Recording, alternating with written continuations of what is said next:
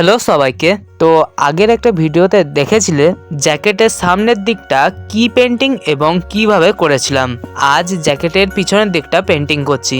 তো পিন্টারেস্টটা ঘাঁটতে ঘাঁটতেই এই আইডিয়াটা এসছে।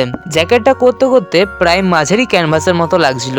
এটাই হলো আমার প্রথম জ্যাকেট পেন্টিং, যেটার থিম রেখেছি স্টারি নাইট।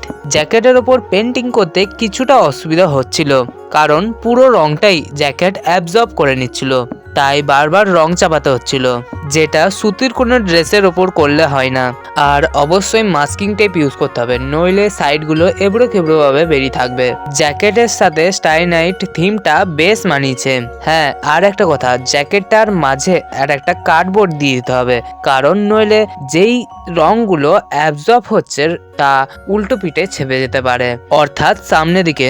আজ আর স্টারি নাইট নিয়ে আলাদা কিছু বললাম না। তো আজকের এই জ্যাকেট পেন্টিংটি কেমন লাগলো কমেন্টে জানিও।